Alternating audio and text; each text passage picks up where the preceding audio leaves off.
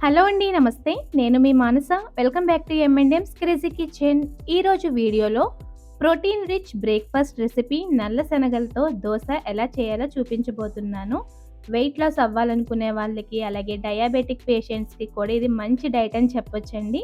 ఈ దోసలు చాలా స్పంజీగా, టేస్టీగా, సూపర్‌గా ఉంటాయి.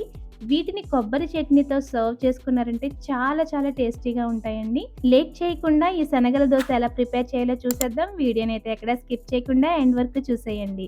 శనగల దోస కోసం ఒక మిక్సింగ్ బౌల్‌లో 1 కప్పు వరకు నల్ల శనగలు వేసుకోండి. నేను ఇక్కడ మెజరింగ్ కప్స్‌లో ఉండే 250 ml కప్పుతో 1 కప్పు శనగలు తీసుకున్నాను. ఇందులోనే 2 టేబుల్ స్పూన్ల వరకు రైస్, పావు టీ స్పూన్ వరకు మెంతులు వేసుకొని వీటిని ఒక 2 సార్లు కడిగిన తర్వాత ఇందులో వాటర్ యాడ్ చేసుకొని మూత పెట్టి రాత్రంతా నాననివ్వాలి. వాటర్ క్వాంటిటీ అయితే కొద్దిగా ఎక్కువే వేసుకోండి.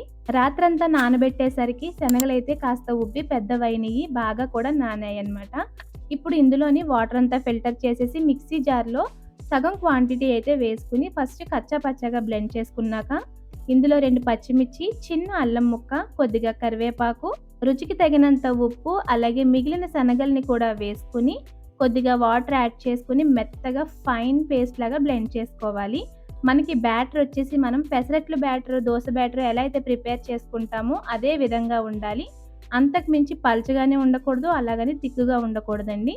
ఫైనల్‌గా టేస్ట్ చూసుకొని సాల్ట్ అడ్జస్ట్ చేసుకున్న తర్వాత ఒక గరిటెడు పిండిని దోస పెనం పైన వేసుకోవాలి. యాక్చువల్‌గా ఈ దోసలు కాల్చుకోవడానికి మీరు నాన్ స్టిక్ కన్నా ఇలా క్యాస్ట్ ఐరన్ పెనం అయితేనే చాలా బాగా వస్తాయన్నమాట.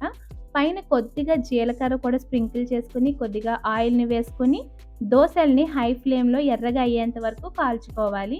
మనకి హోటల్స్‌లో లాగా పెద్ద ఫ్లేమ్ ఉండదు కాబట్టి పెనాన్ని కాస్త అటు ఇటు జరుపుకుంటూ అన్ని వైపులా కాల్చుకున్న తర్వాత మరొక వైపుకి టర్న్ చేసి అర నిమిషం కాల్చుకున్నాక దీన్ని సగానికి ఫోల్డ్ చేసి ప్లేట్‌లో వేసుకొని కొబ్బరి చట్నీతో సర్వ్ చేసుకున్నారంటే అసలు చాలా చాలా టేస్టీగా ఉంటాయండి.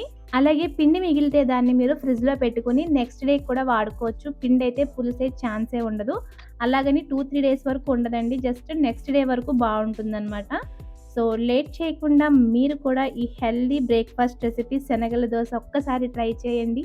చాలా చాలా బాగా కుదురుతాయి అండ్ మీకు కూడా ఖచ్చితంగా నచ్చుతుంది. మీరు కూడా ఈ రెసిపీని తప్పకుండా ట్రై చేసి మీకు ఈ రెసిపీ ఎలా వచ్చింది, అలాగే ఎంత నచ్చింది కూడా మాకు కింద కామెంట్స్‌లో అయితే షేర్ చేయడం మర్చిపోవద్దు. వీడియో నచ్చినట్లయితే లైక్ చేయండి, షేర్ చేయండి, సబ్స్క్రైబ్ చేసుకోండి. పక్కనే ఉన్న బెల్ బటన్‌ని యాక్టివేట్ చేసుకోండి.